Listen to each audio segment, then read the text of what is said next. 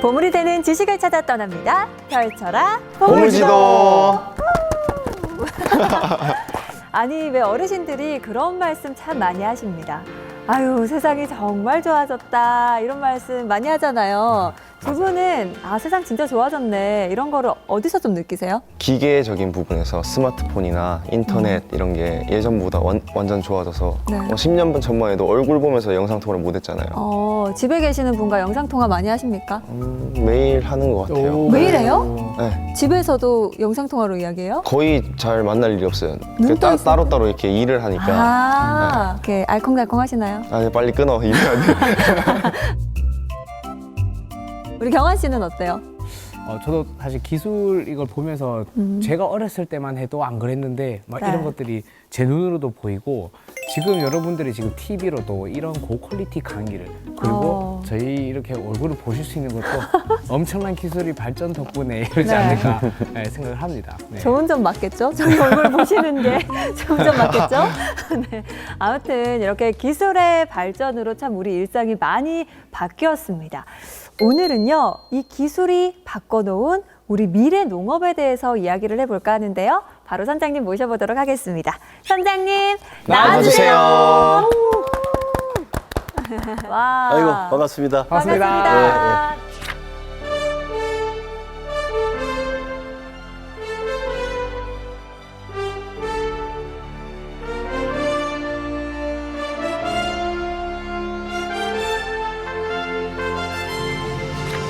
선장님, 제가 듣기로는 선장님이 이제 농업에 관해서 한 분야만 파신 지 저번 시간에 얼핏 말씀하시기를 한 40년? 40년이 넘었죠. 40년이 넘었다고 말씀하셨잖아요. 그러면 이 농업 분야에서 기술이 발전하는 그 변천사를 바로 목격을 하셨겠네요. 쭉. 그렇죠. 아주 상징적으로 말씀드리면 제가 유학할 때 네. 제가 일본에서 유학을 했는데 그때 한국과 일본의 농업 기술 격차가 한 30년 이상 난다 그랬었습니다. 그러니까 그 당시에는 많은 우리 농업인들이 일본 가서 뭔가 이렇게 배워오려고 했던 게 많았는데 지금은 일본과 한국과 일본의 농업 기술 격차가 그렇게 큰 차이가 없는 거죠. 그만큼 이제 한국의 농업 기술이 많이 발전했다고 할 수가 있는 거죠. 저기 농업도 다양한 분야가 있습니다. 우리가 관행적으로 농사 짓는 것도 있고요. 또 친환경으로 농사 짓는 것도 있고 그 모든 농업을 오늘 다 얘기할 수는 없고요. 오늘은 주제가 좀 미래 농업에 관련된 거니까 여러분들 인공지능 다 들어보셨죠? 네. AI. 빅데이터 네. 들어보셨고요. 로봇도 들어보셨을 거고요. 4차 산업혁명의 기술이 농업에도 접목이 되면서 그 미래 농업이 새로운 변화를 보이고 있는데 그래서 오늘 주제는 AI가 바꾸는 농업의 미래는 어떤 모습일까? 와. 한번 얘기해 보면 재밌지 않을까요? 네, 네, 궁금해요. 재밌어요.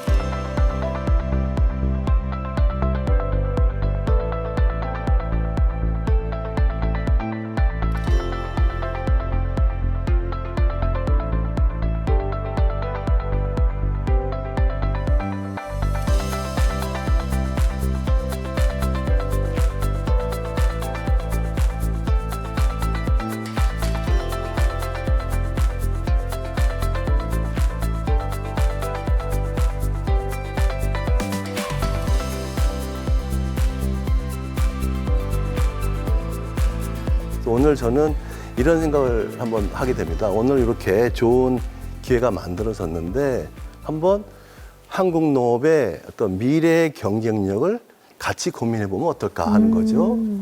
지금 대한민국 농업이 처한 위치는 무엇일까? 또 하나는 우리가 정답만 추구하는 경우가 많은데 해답은 없는 걸까? 그렇죠? 그 어느 회사의 면접 시험에서요 이런 질문이 나왔답니다. 면접하러 오신 거예요. 네. 제가 면접관입니다. 네. 질문을 던지는 거죠. 긴장된다. 얼음이 녹으면 뭐가 되지요? 하고 물어봤어요. 그러면 정답은 뭘까요? 물이 되죠. 그렇죠. 네. 물했어요. 이러면 떨어지죠. 네, 떨어지죠. 근데 한 여성분이 네. 눈을 지그시 감고 있다가 네. 아, 봄이 옵니다. 그랬어요. 아하. 또 어떤 분은 아, 시냇물이 졸졸졸 다시 흐르겠네요. 그랬단 말이죠. 정답만 추구할 것이 아니라 다른 답은 없는 건지 이런 것도 한번 고민해 보는 시간 어떨까 하거든요. 그래서 먼저 이 첨단 농업, 미래 농업을 얘기하기 전에 우리가 식량 문제를 얘기 안 할 수가 없습니다. 네. 농업의 식량 문제죠. 그 우크라이나 러시아 전쟁으로 우리가 몸소 체험을 했습니다. 네. 제일 먼저 체험한 게 뭐죠? 주유비가 올라요. 그렇지만 또한 물가가 오는 거죠. 네. 그 물가 중에 그 기름값도 올랐지만 밥상 물가가 막 오르는 거죠. 맞습니다. 빵값이 오르고. 네. 그래서 우리가 막 체험을 했단 말이죠. 이거 네. 갑자기 막 밥상 물가가 치솟으니까 이게 뭐지 하는 거예요. 그래서 제가 한번 통계를 봤거든요. 세계 식량 농업 기구에서 매년 그 식량 가격 지수를 발표하는데 네. 세계 식량 가격 지수가 발표된 이래 작년 3월 그 전쟁이 한참 막 최고일 때 가장 가격이 높았습니다. 그러면서 전 세계적으로 식량 위기라는 얘기가 막 날돌게 됐고요. 또 많은 언론에서 식량이 문제다 이렇게 했거든요. 여기서 우리 야구 선수 쪽으로 가겠습니다. 또 질문. 지난번부터 계속 그러네요. 내가 그죠? 제일 먼저다. 이 자리가 별로 안 좋은 자리 같아요. 이 자리가. 그렇죠. 항상 불편합니다. 눈이 제일 잘 마주치는 자리. 자, 우리 그 인욱 씨한테 질문 드리고 싶은 것은 대한민국의 식량 자급률이 몇 퍼센트 될 것 같아요? 50%가 안 됩니다. 50%가 안 돼요. 식량 자급률이 한 45% 되고요. 네. 고기 좋아하시죠? 고기 너무 좋아하죠. 네. 그 고기를 먹으려면 그 가축한테 사료를 먹여야 되지 않습니까? 네. 그 사료 곡물까지 다 포함한다 치면 우리나라의 곡물 자급률이 20%에 불과합니다. 아, 실질적으로. 네, 나머지 이런 곡물, 쌀을 제외한 나머지 곡물은 다 수입에 의존한다는 얘기예요. 만약에 곡물 수입이 딱 막힌다, 사료 곡물 수입이 막힌다, 고기 못 먹네요. 당장 고기를 못 먹게 되는 거예요. 그렇죠? 이 곡물 자급률이 낮은 것도 낮은 거지만 그 자급률이 계속 떨어지고 있다는 게 문제의 심각성을 더하고 있는 거죠. 보리도 자급률이 30%에 불과하고요. 밀가루, 빵 좋아하시죠? 빵은 다행히. 예, 자급률이 1%도 안 됩니다. 1%도 안 돼요. 다 수입에 다 의존하고 수입에 있네요. 의존하고 있는 거죠. 옥수수, 콩 다 수입 의존도가 매우 큽니다.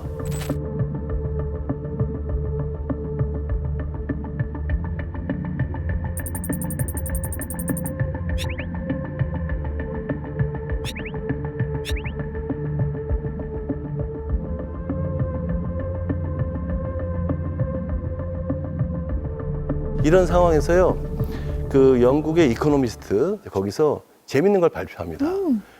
매년 네. 그 세계 식량 안보 지수를 발표합니다. 식량 안보 지수. 이건 뭐냐면 식량을 많이 생산하고 덜 생산하고가 아니라 나라별로 식량의 수급을 얼마만큼 안정적으로 그 확보하고 있는지 유사시에 식량에 대한 이런 두려움을 없게 그 제공하는지 이런 것들을 그 조사하는데요.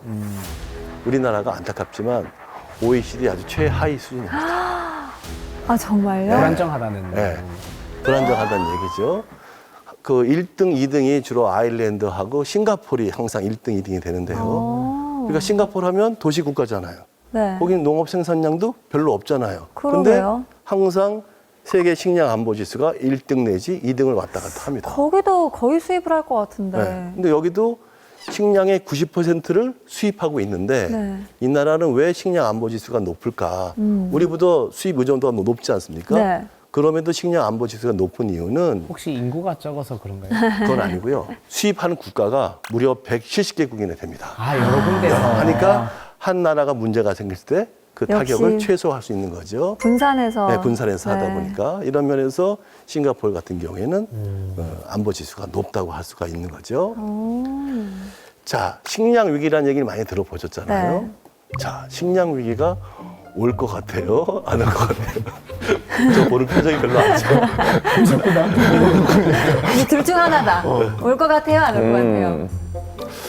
올 것 같긴 해요. 네, 그렇죠? 네. 이 식량 문제도 수요와 공급이 어떤가를 한번 보자 이거죠. 먼저 수요 측면을 볼까요? 네. 자, 갈수록 인구가 많아져요. 늘어나고 있습니다. 네. 인구가 지금 80억에서 조만간에 100억까지 간다고 네. 얘기하지 않습니까? 인구가 는다는 얘기는 밥을 식량이 먹는 사람이 더 많이 많아진다. 는다는 얘기죠. 그 다음에 아까 고기 좋아하신다고 그랬잖아요. 네. 육류 소비가 갈수록 늘어나고 있어요. 특히 중국 같은 나라입니다. 육류 소비가 그렇게 많지 않았는데 경제 수준이 올라가면서 육류 소비가 늘어나는 거예요. 고기 맛을 네. 알아보네. 자, 여기서 재밌는 겁니다. 소고기 1kg를 먹으려면 소한테 곡물을 거의 10배 가까이 먹여야 됩니다. 한 10kg 가까이 먹여야 돼요? 왜냐 그래야 살이 찌고 막 그러지 않겠습니까? 그렇죠. 네. 그런 차원에서 육류 소비가 늘어난다는 얘기는 그만큼 곡물 소비가 더 늘어난다는 얘기죠. 인구가 늘어나고 또 100세 시대가 되고 그렇죠? 그러면서 또 육류 소비가 늘어나니까 수요는 늘어날 수밖에 없는 거예요. 자, 그러면 공급이 거기 따라가면 문제가 없는 거죠. 네. 그렇죠? 근데 우리가 생각해요. 농지가 줄고 있을까요? 늘고 있을까요? 농지는 줄고 있을 줄고 것 있잖아요. 같아요. 뭐 네. 도시화다, 사막화다 이런 걸로 인해서 맞아요. 전 세계적으로 농지는 네. 줄고 있어요. 또 중요한 거 기후 변화죠. 그죠? 네. 물 부족, 기후 변화 이런 것으로 인해서 공급 환경이 굉장히 나쁘다고 하는 거예요. 자, 근데 더 중요한 게 있어요. 전 세계적으로 보면 그렇지만 네. 또 이게요. 식량이 넘치는 나라는 또 넘칩니다. 그야말로 이 포식에 빠져 있는 거죠. 또 식량이 부족한 나라는 더 부족해요. 기아에 허덕이고 있는 거예요. 불균형이 네. 그래서 지금 선생님 말씀대로 전 세계를 보면 기아에 허덕이는 나라, 포식에 빠져 있는 나라가 공존하고 있는 형태입니다. 식량의 남북 문제라고 얘기를 하는 거죠. 그러면 또 혹자는 그럴 거예요. 야, 식량이 남아도는 나라에서 부족한 나라한테 그냥 무상으로 원조를 주면 되는 거 아니야? 그럴 수 있겠죠. 네. 근데 식량은 무조건 원조 줄 수가 없어요. 맞아요. 왜냐하면 그 나라의 식량을 팔던 나라 입장에서는 팔 곳이 없어지는 거잖아요. 세계 무역에 왜곡을 가져오기 때문에 식량 원조도 일부분에 한정돼 있는 겁니다. 그런 차원에서 지금 식량의 남북 문제도 꽤 심각하다. 이렇게 말씀드릴 수가 있는 거거든요.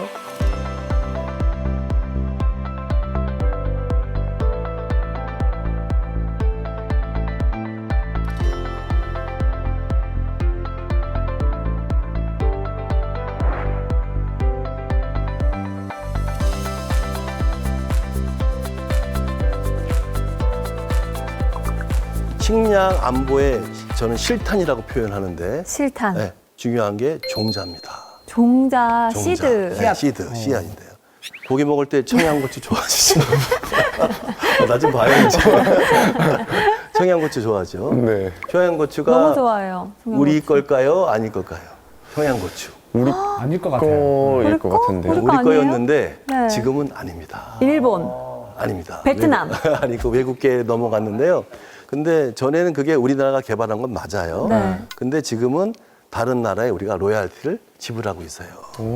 그 IMF 다 아시죠? IMF가 네. 일어나면서 한국도 당시에 꽤 큰 종자 회사라고 할 수 있죠. 네. 이런 종묘 회사가 한 5개 정도가 있었는데요. 한 군데를 제외하고 나머지 4군데가 다 해외에 거대 종자 회사에 합병되거나 팔린 거예요. 네, 팔려버렸습니다. 아이고. 그때 청양고추도 같이 팔린 거죠. 아, 그러니까 진짜요? 여러분들은 청양고추를 먹을 때, 아, 이게 우리 로얄티가 나가고 있구나, 이렇게 생각하시면 될 것 같고요. 아까 식량, 곡물도 우리가 수입 비중이 높다고 하지 않았습니까? 네. 씨앗도 예외는 아닌 거예요. 자, 한번 제가 봤는데요. 귤, 외국산 품종이 97%를 점유하고 있고요. 포도, 배, 사과, 양파, 이 국내 농산물, 주요 농산물의 외국산 품종 점유율이 70%를 넘고 있습니다. 여기서 재밌는 겁니다. 퀴즈입니다. 파프리카 좋아하시죠? 파프리카. 파프리카는 좀 별로. 안 좋아해요? 우리 선생님한테 물어보세요. 아, 이제 넘어가게. 선생님, 파프리카 좋아하시죠? 나도 안 좋아합니다. 저는 좋아합니다. 네. 파프리카 종자가 네. 같은 그램으로 무게를 봤을 때 금보다 쌀까요? 비쌀까요? 금? 아, 종자를 말하는 거죠. 네, 종자. 네. 금보다 종자를 비쌀 수 말하면 있어? 그 가치가 좀 더 커서 이렇게 문제를 낼 것 같아요. 그 금 7g 네. 지금은 가격이 좀 더 올랐을 텐데 네. 막 50만 원, 60만 원 되지 않습니까? 네. 똑같은 무게의 설마. 파프리카 종자가 금보다 비쌉니다. 와, 대박. 그러니까 종자가 그만큼 새로운 부가가치를 내는 그런 거죠. 또 여기서 퀴즈. 네. 씨 없는 수박 들어보셨죠? 네, 시험의 수박. 수박. 예. 누가 만드신 거예요? 우장춘. 네, 우장춘 박사님. 박사 네. 알고 있지 않습니까? 우리가 씨 없는 수박 하면 딱 떠오르는 게 우장춘 박사인데 잘못된 겁니다. 네. 씨 없는 수박을 만드신 분은 일본의 어느 연구자고요. 우장춘 박사는 그것을 시연한 겁니다. 아, 정말요? 왜 그랬냐면 우리가 해방이 되고 나서 일본하고 국교 단절을 하지 않았습니까? 네. 국교 단절만 한 것이 아니라 종자도 단절을 했어요. 그래서 대한민국 그 당시에 엄청난 식량난의 허덕입니다. 종자가 들어와야 뭘 할 거 아니겠어요. 네. 그래서 그때 야 대한민국의 식량난을 해결할 사람 누굴까? 일본에서 공부하고 있는 우장춘 박사였습니다. 이제 그분을 한국으로 모셔오자. 그래서 우장춘 박사를 모셔왔죠. 네. 그래서 한국 원예 농업의 아버지로 불리는 사람이 됐는데 어, 종자를 이제 막 개발해서 여러분들이 드시고 있는 김치, 네. 배추가 되겠죠. 무 아시잖아요. 네. 당시에는 그런 배추와 무가 없었습니다. 그 품종도 우장춘 박사가 개발한 거고요. 아, 진짜요? 감자도 마찬가지고 감자? 감자도 그렇습니다. 근데 이제 종자를 보급하는데 네. 농민 입장에서는 좀 불안하지 않겠습니까? 이거 심었는데 잘못 나오면 어떻게 되겠어요? 네. 그래서 농민들을 안심시키고 신뢰를 얻기 위해서 내가 씨 없는 수박을 보여줄게 한 거예요. 씨 없는 수박을 보여주니까 더 신뢰가 되겠죠. 네. 그러면서 이제 한국의 농민들한테 종자가 보급이 되고요. 한국 농업이 이제 발전하는 하나의 이제 디딤돌을 만드신 분인데요. 현대판 문익점이네요. 그래서 그 이후에 이제 한국도 종자에 대한 중요성을 인식하게 됐고요. 최근에는 그 골드 시드 프로젝트라고 해서 야, 종자의 새로운 부가가치 그걸 한번 내보자 해서 여러 가지 품종이 만들어지는데 향기 나는 쌀. 제가 요새 이거 먹고 있거든요. 향기가 나요, 쌀에?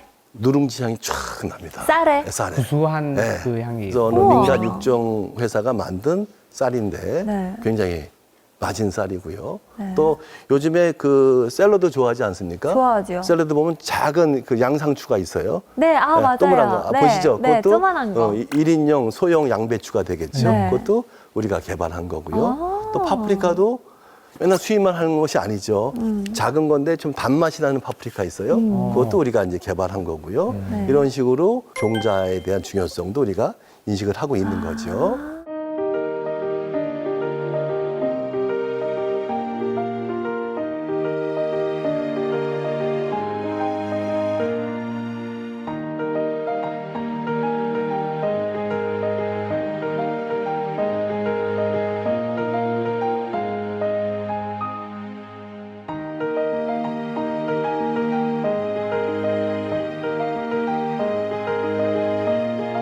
이제 본격적으로 미래 농업을 얘기하려고 합니다. 지난번에 우리가 사진에서 봤지만 1950년대 우리 보릿고개 그쵸? 네. 60년대 식량 문제를 해결하기 위해서 뭐 새마을 운동도 막 펼치고 그러지 네. 않습니까? 그 결과 한국 농업은요, 농업 기술이 발전해서요, 전 세계 식량 해결에 도움을 주고 있는 나라로 바뀌고 있는 거예요. 한국이요? 한국이요. 기술이 기여를 할수 있는 그러니까 정도다. 아프리카 쪽이라든지 네. 이런 개발도상국 쪽에 우리의 기술이 나가서 그야말로 K 농업이 나가서 세계 식량 그 문제에 이제 조금 기여를 하고 있다는 거 좀 자랑스러운 거죠. 사실은. 그러면은 식량 안보 지수가 저희가 최하위기는 해도 이런 네. 기술력이 있으니까 조금 긍정적으로 미래를 좀 그렇죠. 바라봐도 될까요? 그겁니다. 근데 지금 세계적으로요 엄청난 뭐 변화, 전환의 시기가 있는 것 같아요. 전 이걸 갖다가 이 트랜스포메이션이라고 얘기하는데요. 첫 번째가 국제 관계의 변화입니다. 우리 당장 전쟁으로 느끼셨지 않습니까? 네. 전쟁으로 인해서 가장 우리가 피부로 느끼는 게 식량 안보였어요. 그렇죠? 식량 안보. 그걸 느끼지 않습니까? 네. 두 번째가 에너지 트랜스포메이션이라고 얘기하는데 기후 변화가 되겠죠. 기후 변화로 인해서 식량 생산에 많은 영향을 미치는 거죠. 자, 또 하나가 있습니다. 그게 저는 인공지능, AI 트랜스포메이션을 얘기하는데 이 첨단 기술이 농업의 접목이 되면서 네. 야, 어쩌면 이게 농업의 새로운 솔루션이 될 수 있지 않을까 하는 기대를 주는 거죠. 제가 농업한 지 한 40년이 넘었다고 하지만 사실은 요즘이 제일 가슴이 설렙니다. 왜요? 왜 그런지 아세요? 왜요? 전에는 농업하면 늘 힘들고 어렵고 그런 거였다 치면 요즘에 전 세계적으로 이렇게 농업이 주목을 받았던 적은 별로 없었습니다. 전 세계적으로요. 이제는 글로벌 IT 기업이 농업을 주목하는 거예요. 예를 들면 구글, 마이크로소프트, 또 금융 쪽에서 골드만삭스. 그 글로벌 기업들이 농업에 관심을 갖고 투자를 하는 거예요. 선생님 여쭤볼게요. 네. 왜 이런 글로벌 IT 기업, 금융 기업들이 농업에 투자를 할까요? 아무래도 최근 전쟁이나 이런 세계 정세 때문에 필요성을 더 느껴서 그럴까요? 그런 것도 있고요. 또 하나는 조금 거칠게 얘기할게요. 돈이 보이는 겁니다. 우리가 에그테크라고 얘기합니다. 에그테크요? 이게 뭐냐면 농업은 에그리컬처죠. 네. 여기에 테크놀로지가 결합된 거 두 개 에그테크. 합성어로 에그리컬처와 테크놀로지 합성어 에그테크라고 얘기하는 거예요. 저는 처음에 계란인 줄 알았는데. 이지지가 아니군요. 그럴 수 있죠. 그렇게 저도 처음에 에그테크 하면 계란인가 그럴 수 있어요. 근데 이제 농업 기술. 이거는 농업에 테크놀로지가 결합된 에그테크 기업들이라고 하는데 많은 글로벌 기업들이 이런 에그테크 기업에 지속적으로 투자를 하고 있는 거예요. 그 이유는 새로운 가치가 보이는 거죠. 그래서 세계 농업은요, 지금 정말 새로운 파워 게임이 시작되고 있습니다. 제가 이런 표현을 씁니다. 지금까지 경험하지 못한 스피드로, 오. 또 지금까지 경험하지 못한 새로운 규모로 이런 농업 비즈니스 모델이 만들어지고 있는 거예요. 그러니까 제가 왜 설레겠어요? 이런 큰 흐름 속에 대한민국 농업도 어깨를 나란히 할 수는 없을까? 이런 생각을 하는 거죠. 오. 그렇죠?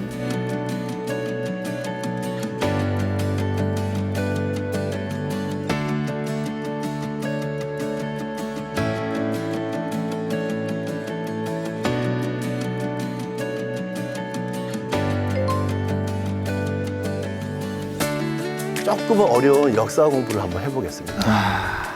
이 농업도 근대 농업에 들어와서요, 한 2번 정도의 혁명적인 일을 겪습니다. 그 1700년도, 1730년도 정도 될 거예요. 네.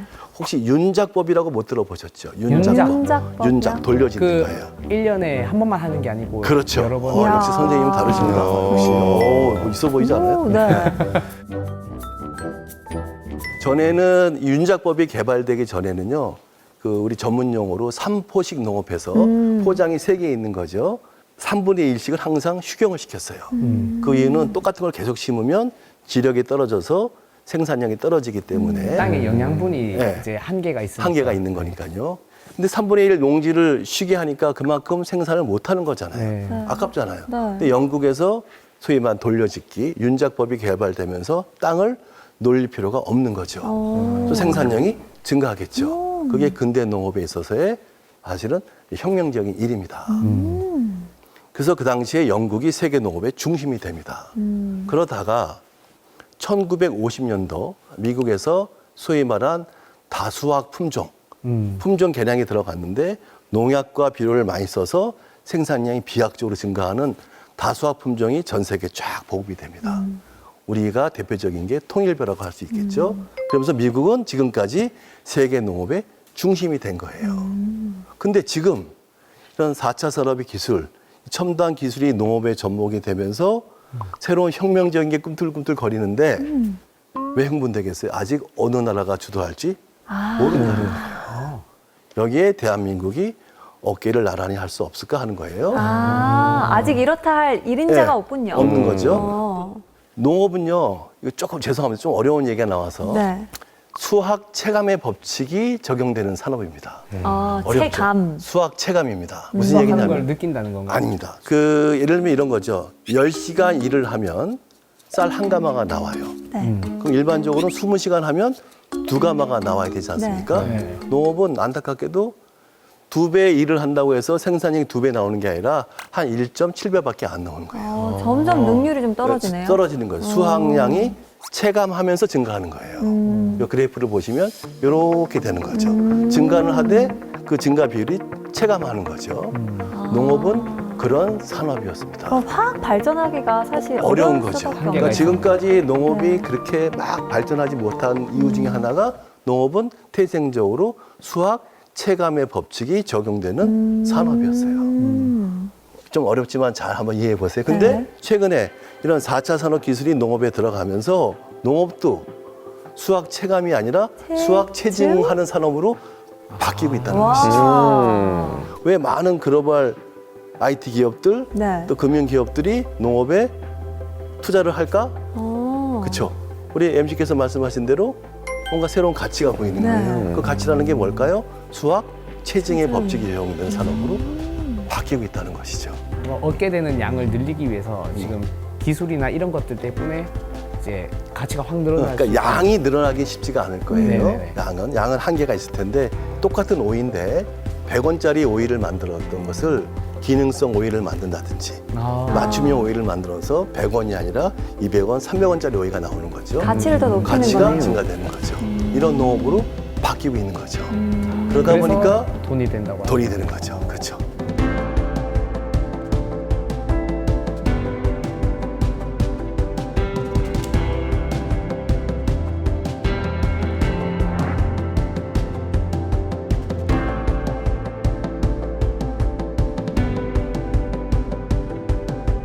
그래서 이런 첨단 과학 기술, 테크놀로지가 농업의 접목이 되면서 농업은 생산부터 소비까지 그야말로 황골탈퇴가 되는 거예요. 오. 기존의 농업이 아닌 거죠. 우리가 알던 농업이 더 이상 아니네요. 그런 거죠. 네. 네. 그래서 제가 한번 몇 가지 사례를 보여드릴까 합니다. 오. 참 젊은 CEO입니다. 네. 우리가 네덜란드하고 비교를 해보겠습니다. 네덜란드 우리의 농업은 유리온실이 많습니다. 그렇죠?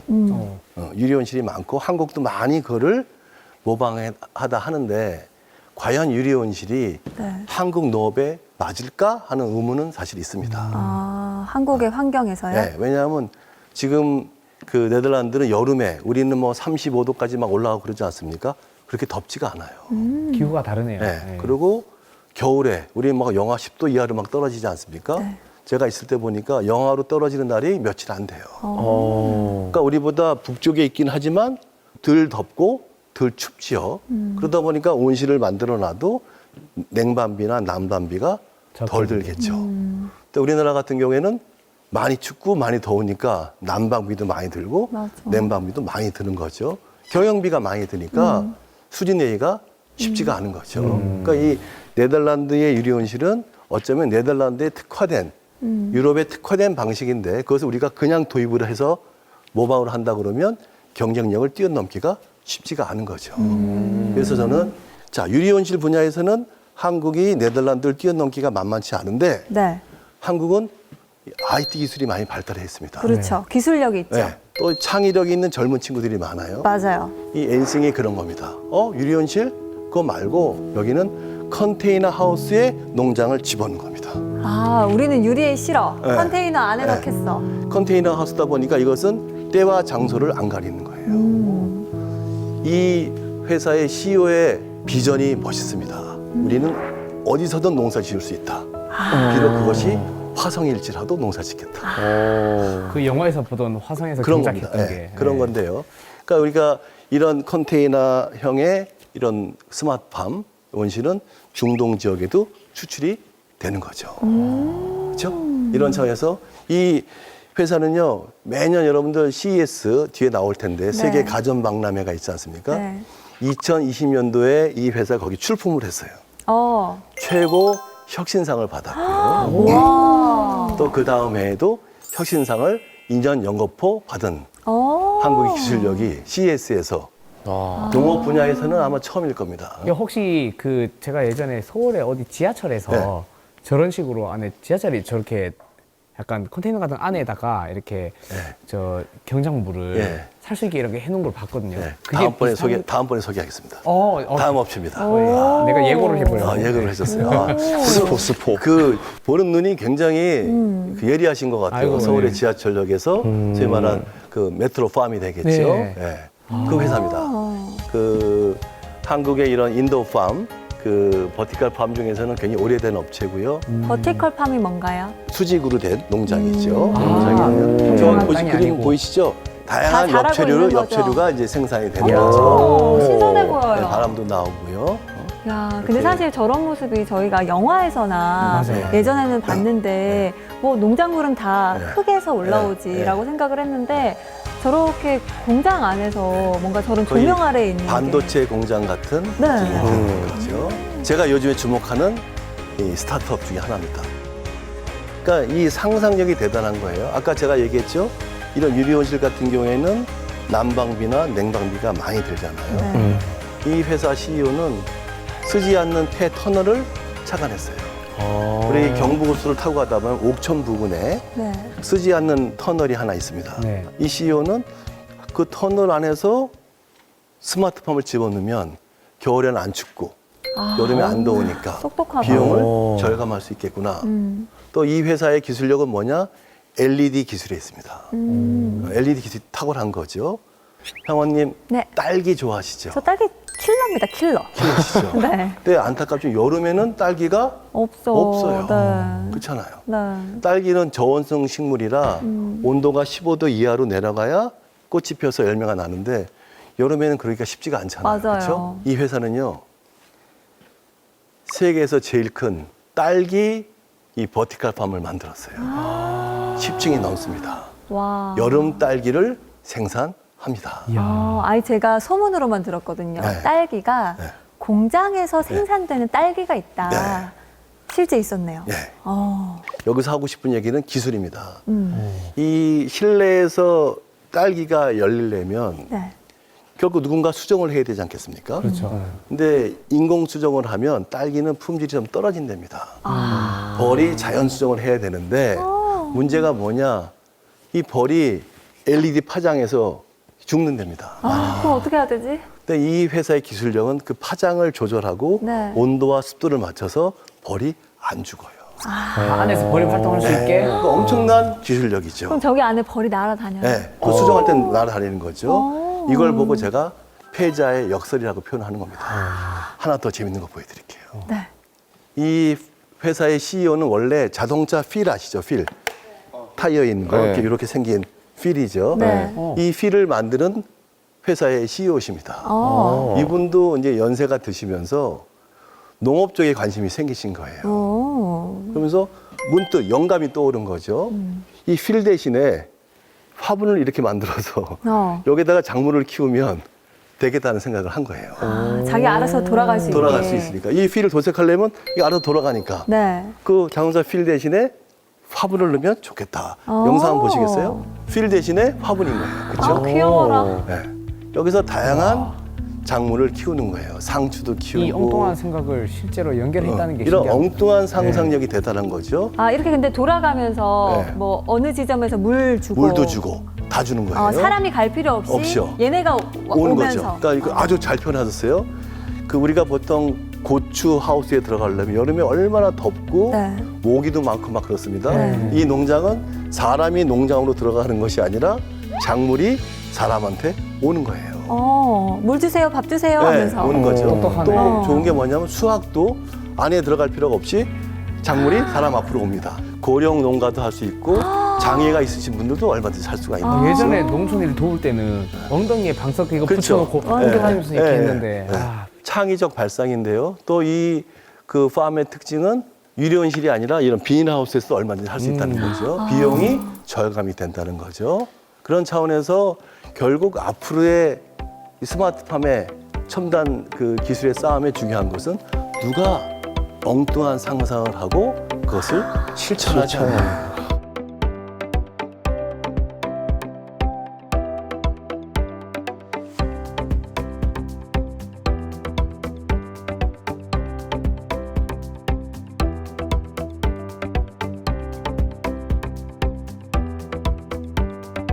2016년으로 기억하고 있는데요. 네. 세기의 바둑 대결이 있었죠. 네. 알파고와 이세돌. 이대열 씨 간에 이세돌과 알파고. 네. 있었잖아요. 누가 이겼어요? 알파고. 알파고가 이겼죠. 네. 놀라운 건 그겁니다. 그런 걸 보고 또 엉뚱한 상상을 하는 거예요. 자, 그러면 작물에서 사람하고 인공지능과 대결하면 누가 더 잘할까? 농부와 그렇죠. AI가. AI가. 이런 생각할 수 있지 않겠습니까? 그걸 중국의 텐센트 네. 아시죠? 그 IT 기업이죠. 큰 텐센트. 기업에서 네. 생각을 한 거예요. 근데 이걸 하려고 보니까 어느 나라가 할 수 있지? 찾아보니까 네덜란드였어요. 네덜란드. 네덜란드는 주요 원예 작물이 되겠죠. 상추나 토마토나 오이 이런 원예 작물에 대해서 20년 이상 데이터를 축적해서 네. 인공지능으로 농사 질 수 있는 소위 말하는 시뮬레이터가 존재했습니다. 그래서 거기랑 같이 공동으로 해서 이 세계 농업 인공지능 대회를 열었습니다. 농업 인공지능 대회요. 와. 사람 농부와 인공지능 농부 간에 누가 더 잘하지 하는 거였어요. 그런 대회는 그러면 어떻게 평가하지? 기간도 엄청 오래 걸릴 거 아니에요. 맞아. 그래서 제 1회 대회 때는 전 세계에 15개의 주로 IT 기업들이 참여했어요.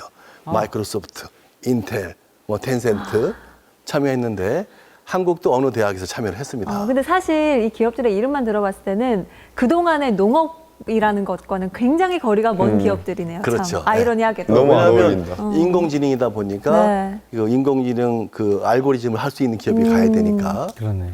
1회 대회 때는 5위 가지고 했습니다. 오이요? 오이. 아, 귀여워. 그래서 이제 예선을 통과한 네. 그 인공지능 팀 네. 5개 팀하고 네덜란드에서 오이를 제일 잘 농사짓는 베테랑 오이 농부와 네. 똑같은 온실을 주고 오이 대결. 오이 대결을 펼쳤어요. 짠. 누가 이겼을까요? 1회 때는 농부가 이겼을 것 같아요. 저도 그러길 바랬어요. 좋나요? 근데 1회 대회 때 1등이 인공지능이고요. 사람 아. 농부가 2등을 했어요. 그래도 2등을 했네요. 2등이라도 했네. 네. 그래서 요 1등한 팀입니다. 이 마이크로소프트에 있던 팀인데요. 팀원인데 아. 저희가 인터뷰를 한번 했습니다. 네.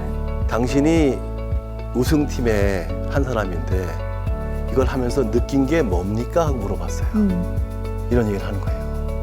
인공지능이 사람이라면 하지 않았을 의사결정을 하더라는 거예요. 근데 자기 팀 내부에서도요, 농업 전문가, 인공지능 전문가가 있었겠죠? 네. 농업 전문가 쪽에서는 지금 저 인공지능이 하라는 대로 하면 농사 망할 거다. 하지 마라 그랬대요. 네. 근데 그 팀장이 되겠죠. 팀장이 야, 대회가 인공지능 대회니까 한번 인공지능이 하라는 대로 해보자 한 거예요. 퍼포먼스가 더 잘 나온 겁니다. 제가 이걸 보고요. 조금 의문이 들었어요. 네. 3개월 너무 짧다 이거죠. 네. 최소한 토마토처럼 네. 6개월 정도는 농사를 져야 진검승부가 되는데 마라톤 하자. 3개월 가지고는 안 된다 이런 얘기하고 막 메일도 보냈는데 네. 제 얘기를 들어서 그런 건 아니지만 2회 대 공고가 딱 뜬 거예요. 2회 대회. 토마토로. 토마토로 한다는 이번엔 거예요. 토마토다. 6개월간 한다는 거예요. 그래가지고 저희가 팀을 꾸렸습니다. 출전하셨습니까? 출전했습니다. 이야. 네, 저희 팀원입니다. 저기 저 보이죠? 저만 나이가 60이고요. 나머지 다 20대, 30대입니다. 근데 티가 안 납니다. 아, 정말요? 네. 그래서 2회 대회 때는 전 세계 21개 팀이 참여했는데 네. 주요 기업, 중국 같은 경우에는 중국의 농촌진흥청이라 할 수 있는 거대 기관이 참여했고요. 국가적으로. 우리 또. 한국만 외인 구단입니다. 아하. 외인 구단. 저희가 이제 이 사람 저 사람 뽑아서 네. 하는데요. 쉽지 않았겠다 진짜. 운이 좋았던 게 저희가 예선을 통과했습니다. 통과했어요. 그 쟁쟁한 경쟁자들 사이에서.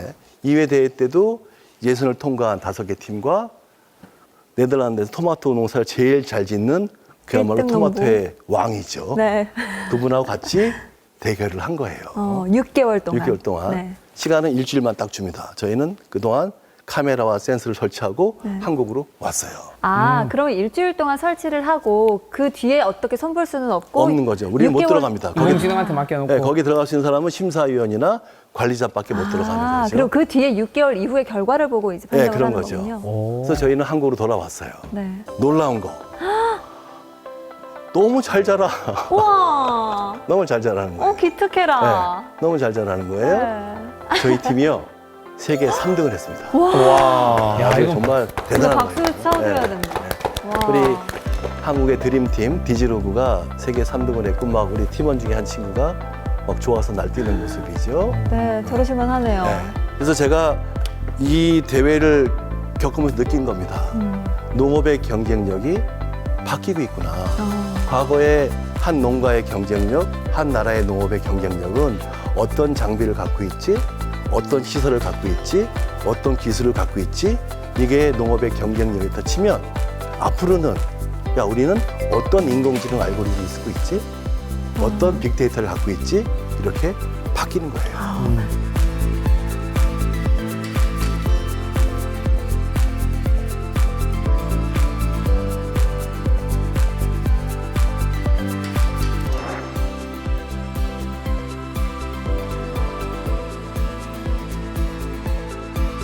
이제 또 좀 재밌는 얘기 해볼게요. 이렇게 이제 농사도 인공지능이 농사 짓는 시대가 뭐 100%는 아니지. 아직도 부족한 게 많지만 네. 그걸로 이제 가고 있다는 거고요.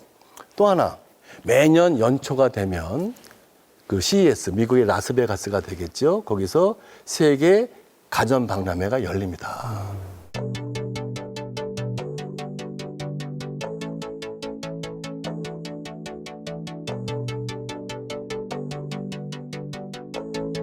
근데 말 그대로 세계 가전 박람회입니다. 네. 전자 박람회가 되는 거죠. 근데 2019년도에 CES 때 네. 진짜 인기가 있었던 게 전자제품이 아니었어요.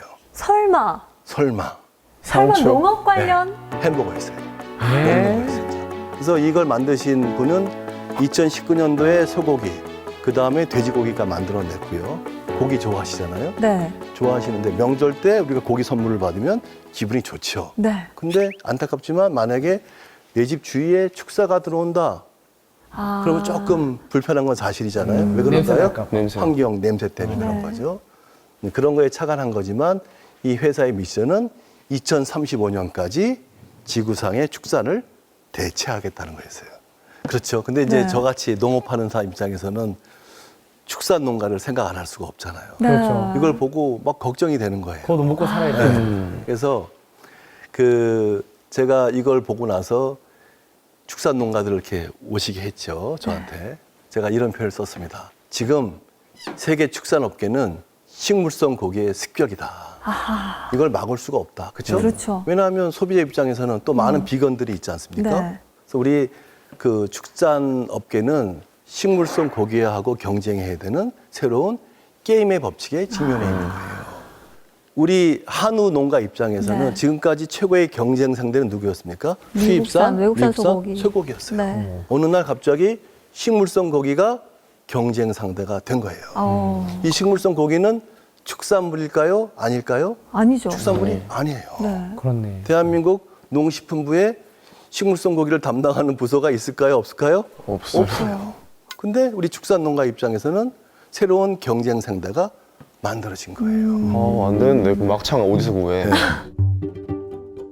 그래서 이걸 먹어봐야 되겠다. 네. 그래서 그때 오. 그 검색을 해보니까 네. 원래는 미국을 가려고 했는데 네. 비행기 값이 너무 비싸더라고요. 그래서 딴 데 보니까 홍콩에 네. 이 식물성 고기를 파는 업체가 8군데가 있더라고요. 오. 제가 1박 2일로 갔다 왔습니다. 어떠셨나요? 네, 맛이요. 말하지 않으면 네. 몰랐을 것 같아요. 정말요? 그다음에 또 하나, 와, 대박이다. 우리가 보통 햄버거를 먹으면 네. 그 고기가 좋은 고기를 안 쓰는 경우가 많지 않습니까? 그렇죠. 햄버거는. 이거는 먹고 나면 속이 더부룩하거나 묵직함이 오히려 없었어요. 아, 오히려 속도 편안하고. 미국 가전 박람회 네. 거기에 먹는 게 들어갔다는 것도 재밌지 않습니까? 그렇죠. 그다음에 작년이 되겠죠. 2022년 CES에 매년 새로운 카테고리가 들어가는데 작년 같은 경우에는 첫 번째가 NFT가 들어갔어요. 네. 그건 뭐 납득이 돼요. 네. 두 번째가 이 스페이스 테크놀로지, 우주 기술도 들어갔어요. 세 번째 처음으로 농업이 들어갔습니다. 푸드테크라는 게 있어요.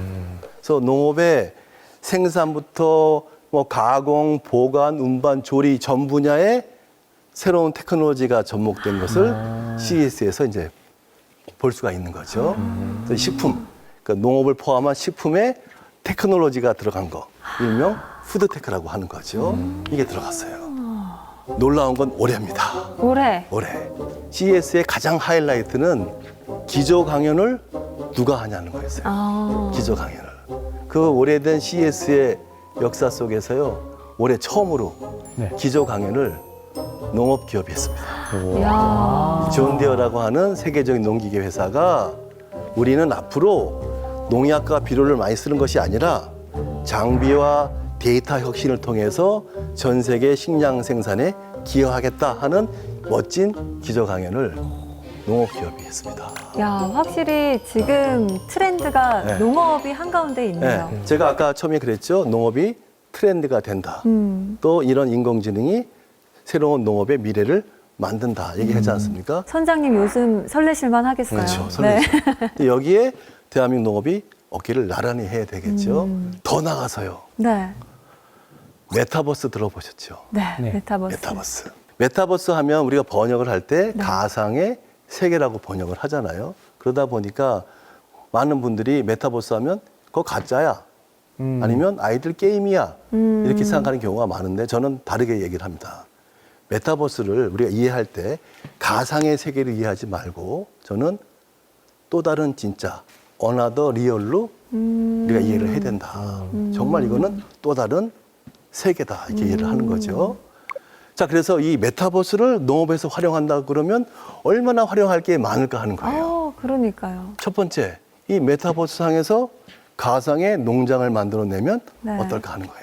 우리 그 잘 아는 BTS 같은 경우에 그 다이너마이트 그 네. 히트곡을 처음에 뮤직비디오 발매할 때 메타버스 공간에서 발표를 오. 했습니다. 오, 그런 그렇구나. 차원인 거죠.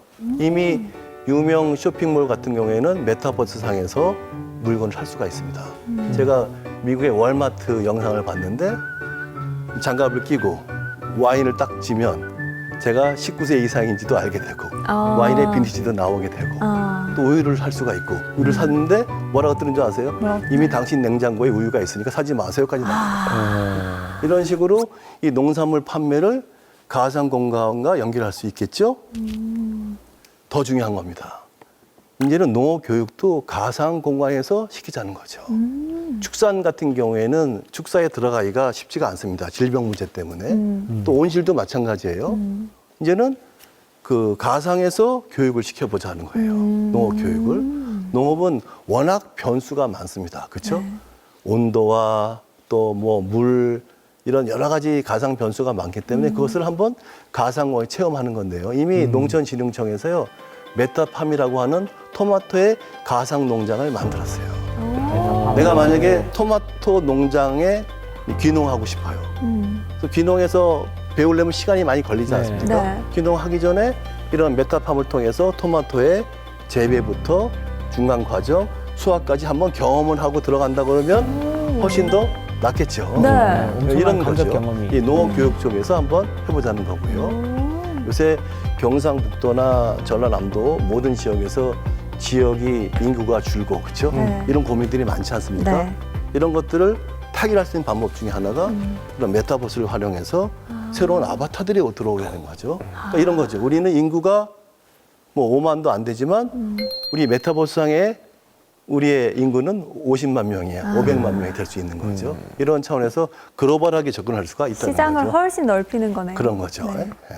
저는 미래 농업을 얘기할 때 네. 많은 분들이 야, 세상이 너무 빨리 바뀌어 이런 얘기 하잖아요. 저는 속도가 아니라는 거예요. 변화의 정의, 변화의 기준 자체가 바뀌는 거예요. 그리고 앞으로 제가 얘기하고 싶은 건 이겁니다. 향후 10년 후, 20년 후의 농업의 모습은요. 과거 반세기보다 훨씬 더 큰 변화가 예상이 되는 거죠. 소농들한테 어떻게 하면 이 인공지능 혜택을 줄 수 있을까? 이러려면 우리가 연구도 해야 되겠고요. 제도도 만들어야 되겠고 또 교육도 시켜야 되겠죠. 이런 차원에서 정부 차원에서의 좀 체계적인 이런 대책이 필요하다는 걸 말씀드리고요.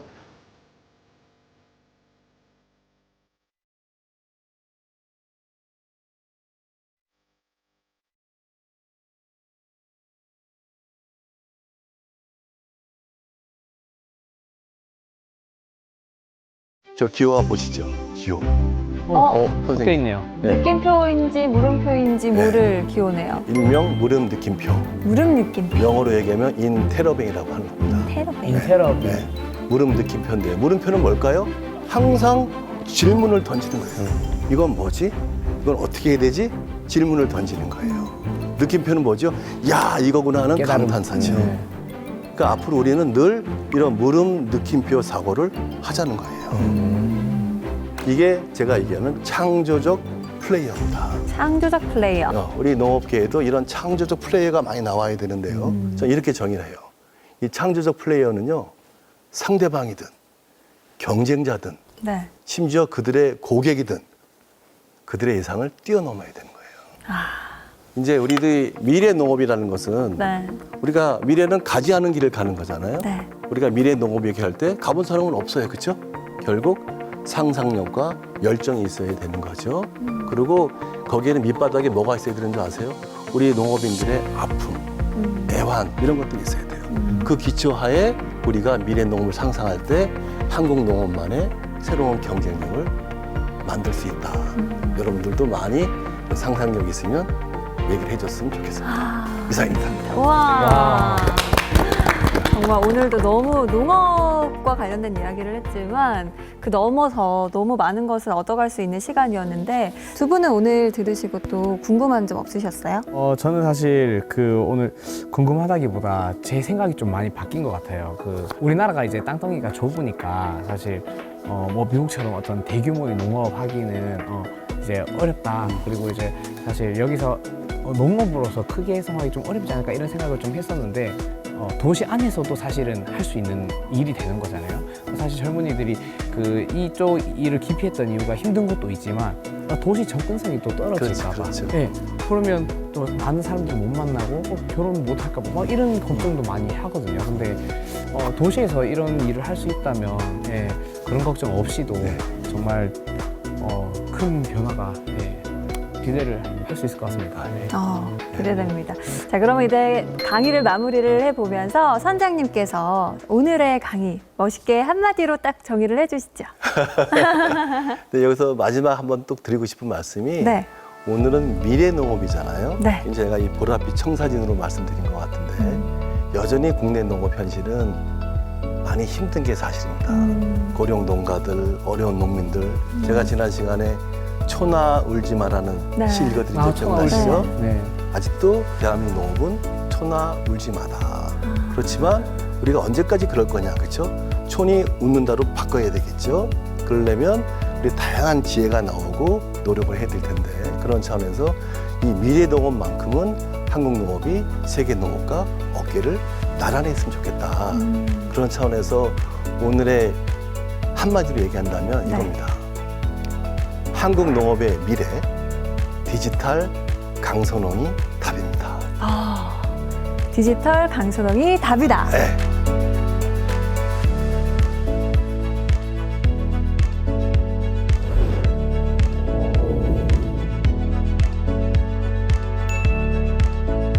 오늘 사실 저는 강연을 들으면서 산업화가 이루어지고 농업이 사양산업화 됐다고 생각을 했는데 지금 보니까 기술을 입은 농업은 앞으로 미래 산업을 여는 열쇠가 될 수 있겠구나라는 생각이 들었습니다.